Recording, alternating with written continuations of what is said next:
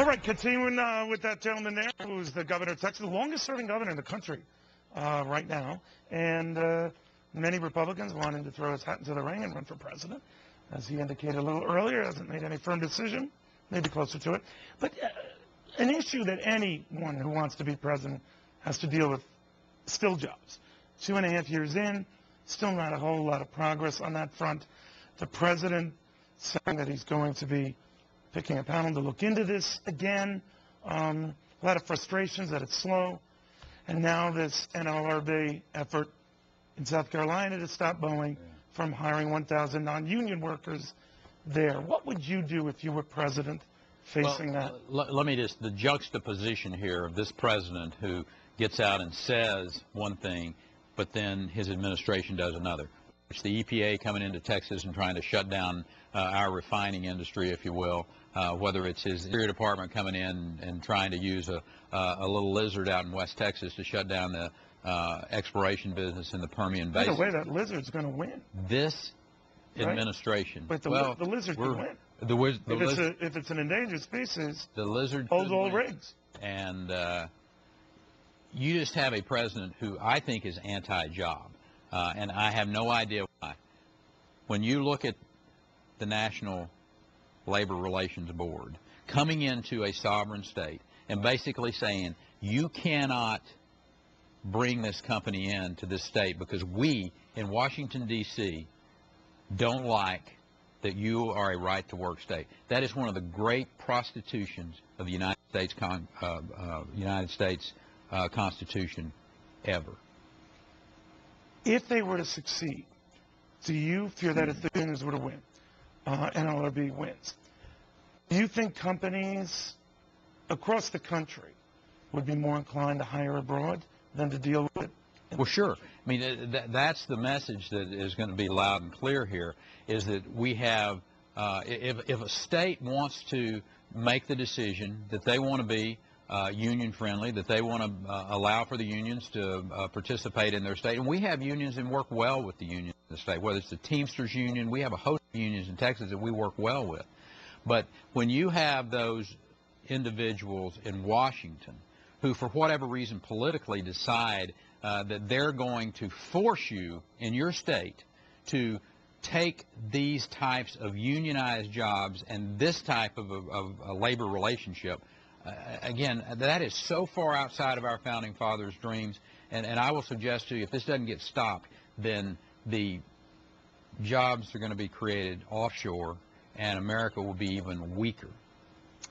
I want to switch to political issues of late. Talk that Anthony Weiner could be very close to resigning his position. Maybe come up with a deal, strike some sort of an agreement, but that he could just be a few days from resigning. No one knows. You think he should? I don't have any idea. That's between he and his wife and he and the Democrat Party. That's, you know, I'll be real honest with you. Obviously, a sick fella who made some really bad decisions. And if he has a sickness of that depth and of that breadth, stepping down might be the best thing for him from a personal standpoint. I'm sure his friends on the Democrat side would like for this to go away, and go away soon. Should there be higher standards for those in elected office? Well, I think we are held to a higher standard. I don't think there's a matter of should you be. I think you are held to a higher standard. Well, I don't know about that, because Charlie Rangel survived what in almost anyone's private life would have been criminality and maybe jail time. And this guy could survive quite nicely. So I don't know whether... Well, I happen to think we are. I think we are held to a higher standard. So if you became president and had a cabinet member doing something that, let's say, wasn't morally or ethically right, but legally not an issue, what would you do?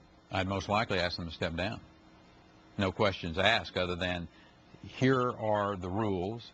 You've broken the rules, and therefore... But there are no say... Yeah, there are. You can't be... Yeah, there are rules. Hitting on people online. Yeah, there are rules. There are rules like that.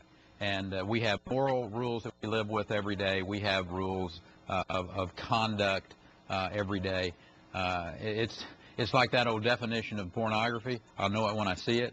And so you saw some of the Weiner stuff, and you think that entered that category? I would suggest to you it was inappropriate, and he's going to have to make a decision about his wife. I would suggest that's probably the biggest influence it's going to have on him. Newt Gingrich and his whole staff abandoning him, many to you. What happened? What do you think of that? I don't have any idea other than, you know, what I read in the paper. I got great respect for Newt, and I think he's a very bright, capable individual. He wrote the foreword of my book, Fed Up, and you think he still would have done it if he knew that his people were going to dump him and run to you? I don't think he has any bad feelings about me at all. So, you know, that's just life, and those were some individuals who felt like the campaign was going in a direction that they couldn't support, and frankly, that's the right thing to do. You know, they apparently turned on his wife. So I don't know much about your marriage or your wife, nor should I, but is it a team effort when you run? You've run for governor many times. Oh, sure, absolutely. That if the staff has a problem with the spouse, it's rough. I would tend to agree. That's a very nice answer. Stepping back, Governor, is it your sense that Republicans risk tripping over themselves with who can offer the biggest tax cut, the biggest capital gains relief? In other words, I asked Herman Cain this early in the show, is there a danger that you can overdo it? Well, there's a lot that needs to be undone before you overdo something. I mean, the idea that getting the spending under control. I mean, of the four principles that I live by and I govern by, you know, keep the taxes as low as possible, have a regulatory climate that is fair and predictable. You don't have a state income tax. But the spending side of it. Corporate tax. But I'm just wondering, they're all aggressively trying to cut spending. They all say that. But when they cut taxes, everyone welcomes that. But is there a level at which a Rick Perry would say, you don't want a top rate lower than 25%? Or well, I don't know what the rate is. We obviously have the lowest tax top structure. rate I mentioned right now is Tim Pawlenty's 25% plan. We have a spending problem in this country and a tax structure problem. We're putting way too much burden on job creators with taxes, with regulation, with litigation. All three of those are the key to getting our economy back on track. You reduce the taxes as much as you can while you continue to deliver the services that are demanded by the population out there. But again, you don't have a hard number on it. I don't have a hard number. So 25% might not be too low or too high. It might not be. Okay. Real quickly, Marco Rubio making his first statements on the floor of the Senate today is a rising star in the Republican Party. Many say in the Hispanic community. You do very well with Hispanic voters in your state. It's always tough for Republicans, period. It's a bit of an even draw there. Are they the crucial block Republicans have to win over? Well, they're obviously a very important part of the future of America. You know, my brother-in-law is Hispanic, and Texas is a growing Hispanic population. Is that a big draw in your case? It is, absolutely. It's a very important.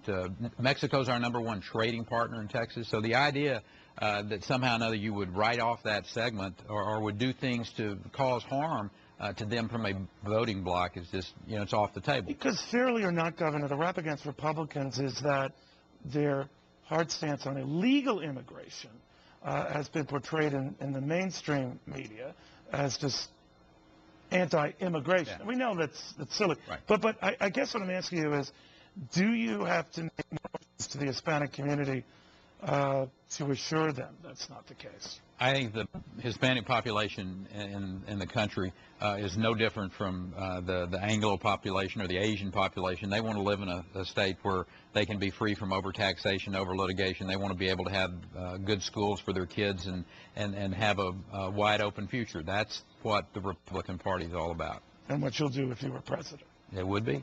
Okay.